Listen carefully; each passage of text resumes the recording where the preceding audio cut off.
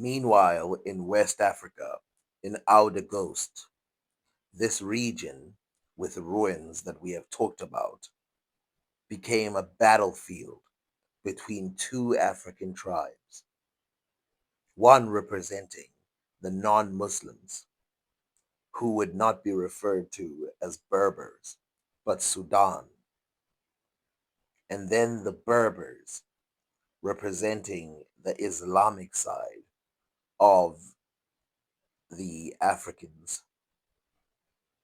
These African Islamic people would be described as less sophisticated than the people of Sudan, as the people, especially the Sanhaja and the Senata, had no real civilizations, but instead relied on old ruins. Another thing that they say they had was large scale unity. In other words, they united with several different tribes, including Sudan. One of these Sudan tribes would be located in North Africa, in many different locations of North Africa, and they would grow to be a conquering tribe. But before this date, in 800 AD, we find the talks of blacks all over North Africa and West Africa, but we're more concerned with West Africa.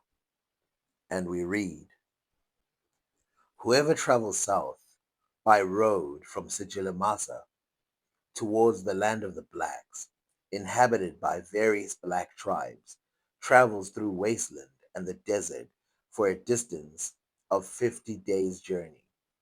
One then encounters a group of Sanhaja called the Anbiya in the desert. They have no fixed dwelling. They all wrap their faces with the tails of their turbans, and this is their custom. They do not wear tunics, but only wrap their bodies in their robes. They live off camels, having neither crops nor food derived from grain.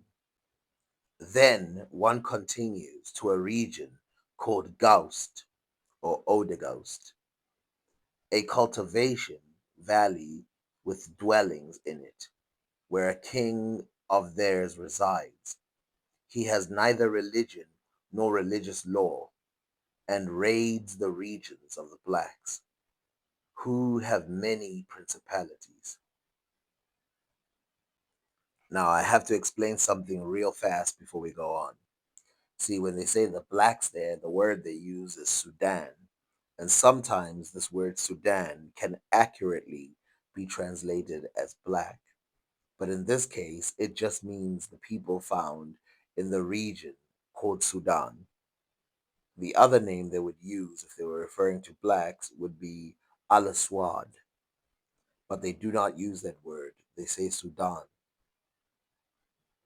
The Berbers that are found in the Sanhaja region, as we read, he said from Sigilimasa, if you go down, you go straight into the black regions. And so these Sanhaja are black. And in fact, he mentions that there are Sanhaja above Sigilimasa, but those are mixed, as we read. Sigilimasa is a city on the river called the Ziz. It has neither spring nor wells between it, and the sea is a journey of many stages. The population of Sigilimasa is mixed. The Berbers, most of them Sanhaja, are in control there. Their crops are millet and sorghum. They farm with the rains because of the scarcity of water among them. If they get no rain, they raise no crops to the city of Sigilimasa. Belong villages known as those, the Banu Dara, among which is a city of no great size called Tamdalt, belonging to Yaha the Idris al Aliwa. Now, I want to talk about several things besides race, but one of the things that I want to talk about is civilization and what exactly they bring to the civilization, the Berbers.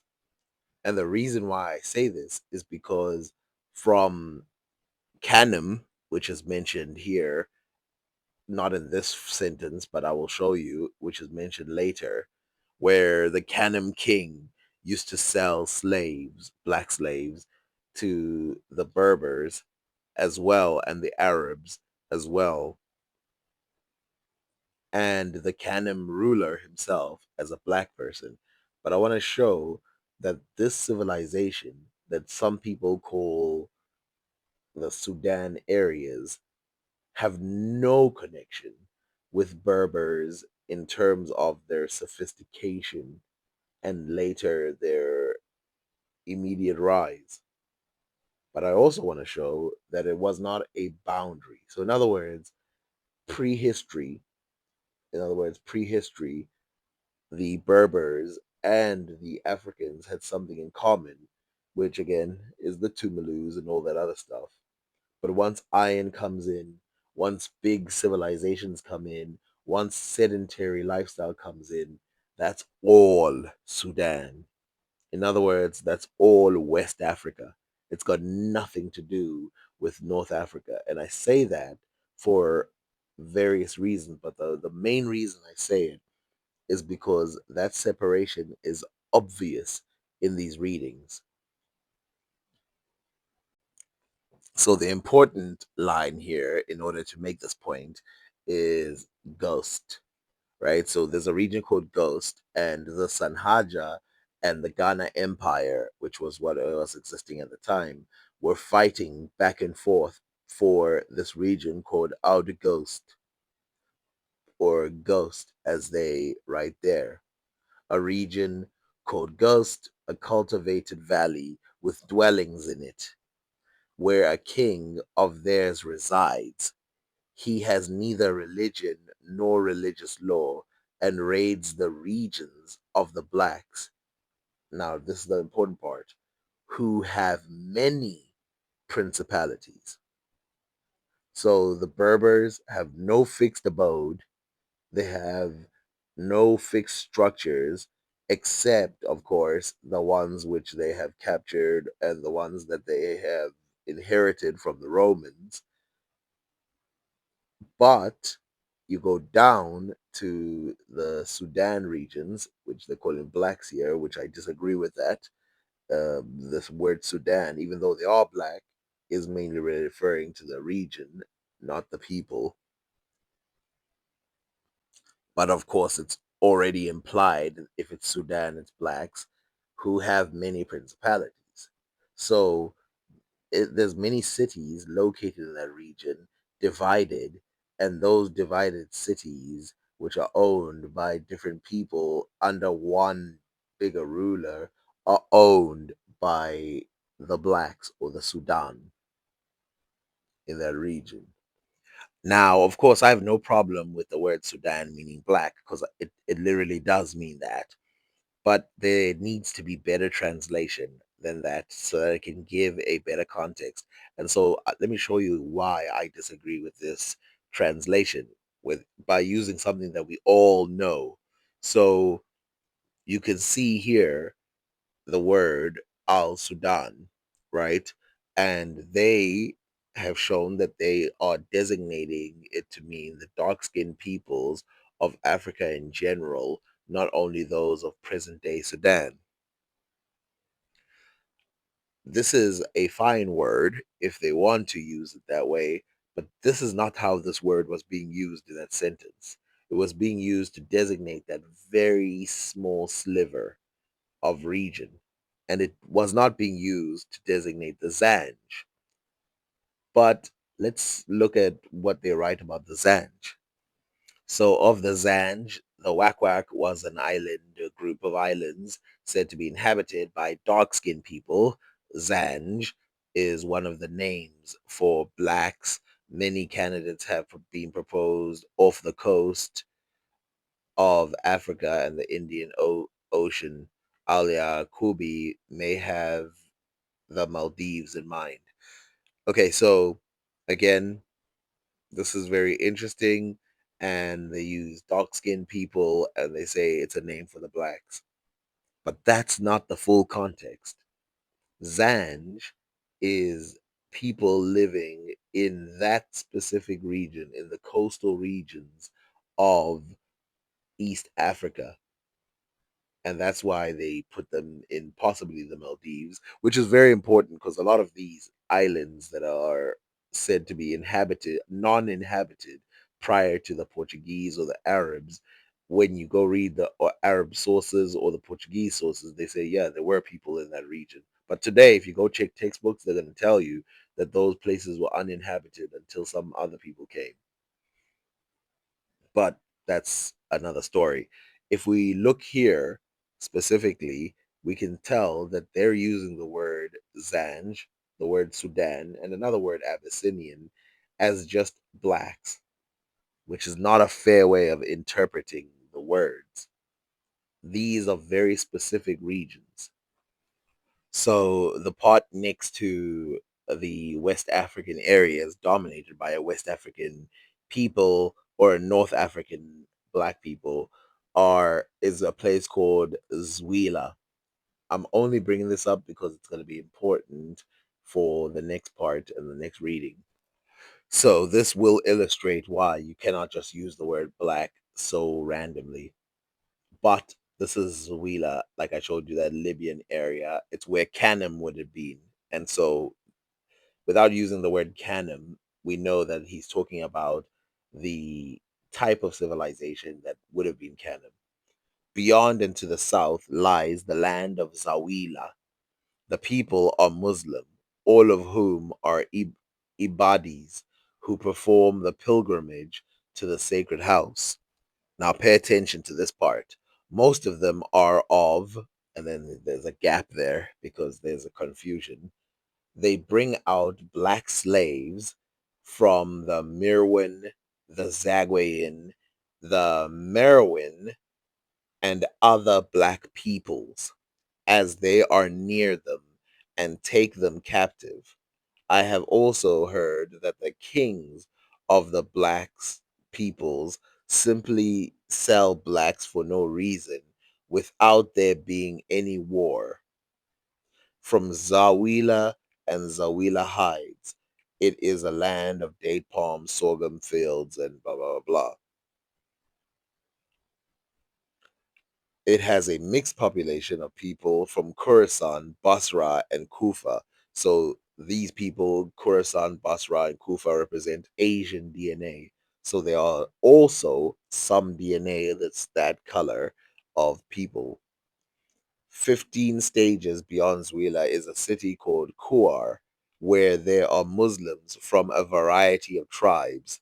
Most of the people, however, are Berbers, and they import blacks as slaves between Zawila and the city of Kuar and those dependencies of Zawila on the road to Al Jala and Al Jababeya is a group of people called Lamta, these are the Lamtuna today, who closely resemble the Berbers. They are the source of the white Lamti shields. Now, here's the problem, right? We're calling them blacks. As you notice there, most of them are, and you will see there's a gap there, which is probably Sudan, which gives them a problem. They bring out black slaves from Mirawan, the Zagawan, and the Merwan, and other black tribes. Now, if you change the word black here to Sudan, it will start to make sense. As they are near them and take them captive. I have also heard that the kings of the Sudan people simply sell Sudan people for no reason without there being war from Zawila come Zawila hides. So here, the problem with making it just blacks is firstly, it creates this false assumption that all black people belong to the same tribe. So in other words, it's like, oh, there's a king who just sells black people without war. But why does that matter? Are they his people or not?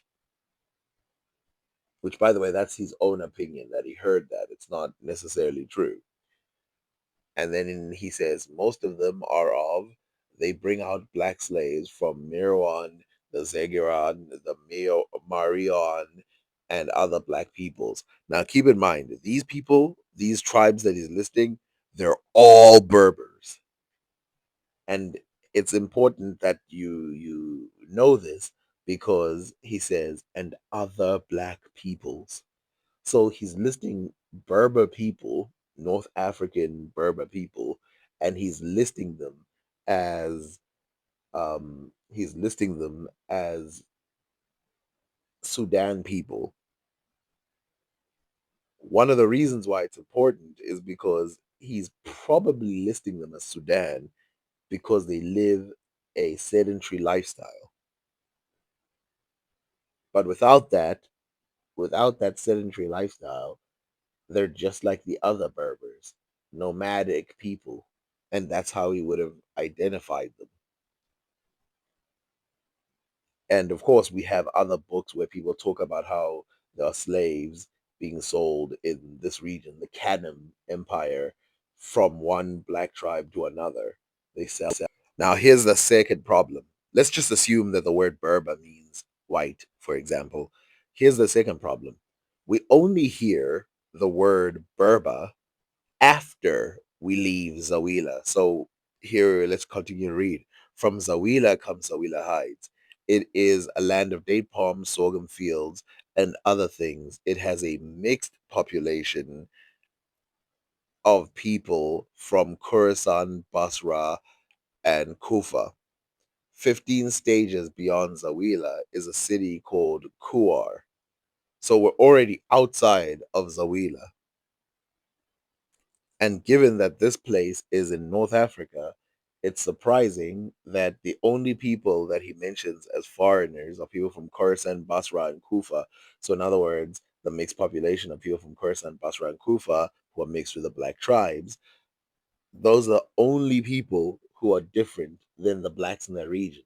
So, how does it make sense to say that the people in that region sell people to other people, but those people they sell them to are either mixed black people or black people? The whole thing doesn't make sense as a paragraph. The only way you can take it is the word is Sudan, and in some cases it means black, some cases it means Sudan, but they're just grouping it together, making it hard to translate. Now, of course, the sentence gets even worse. Now, let's go back to assuming that the Berbers are black. It gets even worse when we read the rest of it, where it says Zawila is a city called Kawar where there are Muslims from a variety of tribes. Most of the people, however,